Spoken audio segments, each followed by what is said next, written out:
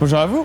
Nous sommes avec vous dans le Oru Village, sur le plateau TV, avec Raoul Parienti, qui est inventeur de son état. Bonjour Raoul. Bonjour. Bonjour. Qu'est-ce qui vous amène à Cannes? C'est Oru. Un événement comme Oru mérite vraiment le détour et je suis très heureux d'apporter ma contribution à cet événement à la base d'une idée tout à fait intéressante et louable. Très bien. Merci d'être venu, hein, c'est déjà très sympathique à vous. Peut-être vous pourriez nous parler un peu de votre activité d'ingénieur inventeur, de créateur d'innovation finalement. Qu'est-ce qui anime ce processus? Et surtout, quelle est peut-être son actualité la plus prégnante? Bien, effectivement, je suis un grand déposeur de brevets puisque j'ai à mon actif 148 brevets d'invention, ce qui fait que je suis le premier déposant de brevets en Europe, personnes physiques bien sûr, les groupes ont des moyens d'en déposer beaucoup plus.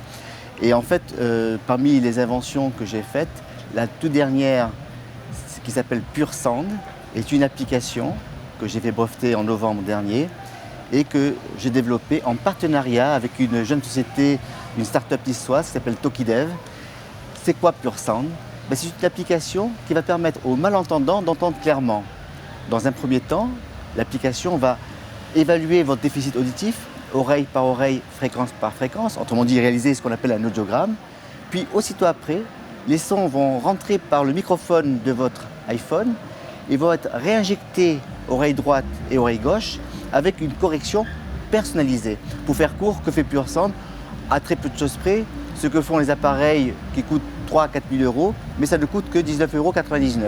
Donc je crois que c'est une très bonne opportunité pour que les gens peu fortunés puissent également avoir une audition claire. Et en plus, l'innovation sert en général à simplifier la vie et à alléger les contraintes. Donc là, on est clairement dans ce schéma-là, puisqu'on n'a plus besoin d'un sonotone ou de ces appareils extrêmement onéreux. On peut en fait se contenter d'un smartphone. Alors, pour 90% des cas de figure, c'est le cas. Maintenant, les sonotones et autres produits de qualité pour des sonorités profondes, c'est tout à fait utile. Ouais. Moi, je parle pour la très grande masse de personnes qui ont une presbyacousie, donc un problème d'audition lié à l'âge. Et là, ces gens-là peuvent, à très peu de frais, avoir des écoutes parfaitement claires. Alors, effectivement, vous avez bien vu, pour moi, l'invention ne vaut que si elle apporte un mieux vivre. L'invention, c'est avant tout un élément de progrès, un élément de liberté.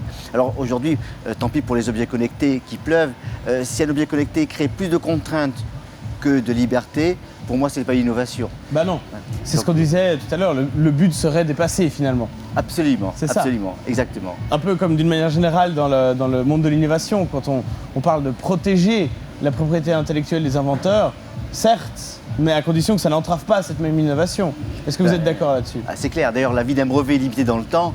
Pour cela, un brevet ne vit que 20 ans pour permettre que l'innovation redevienne dans le domaine public et puisse être utilisée et développée par le plus grand nombre. Donc l'innovation, le brevet, c'est quelque chose d'incontournable, mais je pense que la légitimité de la créativité doit être aussi du domaine public pour profiter au plus grand nombre. Est-ce que vous pouvez nous parler de votre première invention, votre toute première invention? Alors, comment ça s'est passé? Alors ça va vous amuser. La toute première invention, c'est tout simplement ce qui aujourd'hui ressemble à un téléphone mobile. C'était le premier téléphone qui fonctionnait avec une carte à puce avec des relais de bornes. C'est un brevet que j'ai déposé le 18 janvier 1986. Donc ça fait déjà fort longtemps. Oui. Alors l'idée me vient, c'est quand il y a en fait un manque, une insuffisance, que je suis dans une disposition de créativité et j'apporte une solution souvent dans cette dimension. Oui, en effet. Et alors, comment ce projet de vie en fait est venu à vous? Le fait de... Ça s'est fait un peu naturellement, mais racontez-nous un peu ce processus d'inspiration, de rêve, et comment ça vous a poussé à le mettre en application en fait? Par exemple, une des grandes inventions entre guillemets que j'ai réalisées, qui a été également déposée en 1986, c'est ce qui est devenu aujourd'hui l'Autolib. Le véhicule en libre service géré par carte à puce, c'est un produit que j'avais à l'esprit il y a très longtemps. Et comment m'est venue l'idée? C'est quand j'étais gamin, j'avais 13-14 ans, je jouais aux tamponneuses. Et puis finalement, je me suis dit pourquoi ne pas imaginer un véhicule que chacun puisse laisser prendre à la demande en tant que besoin et puis le laisser lorsqu'on n'en a plus besoin.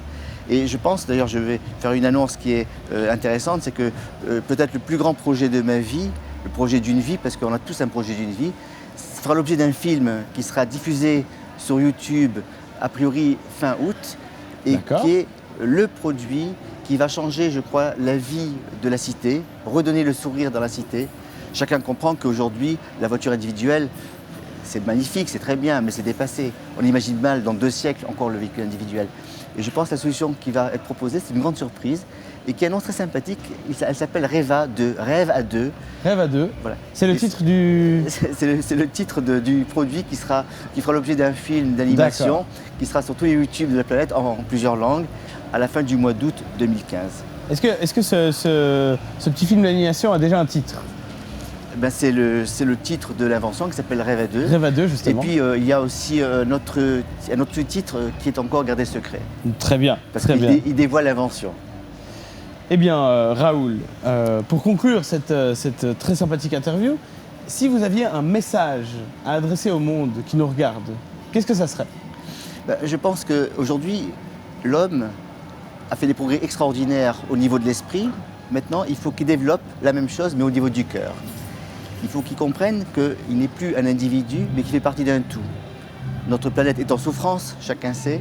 Il faut développer la conscience collective. Et il faut développer l'énergie consciente qui va faire que l'homme va devenir plus sage, plus raisonnable et qui va prendre du plaisir à partager.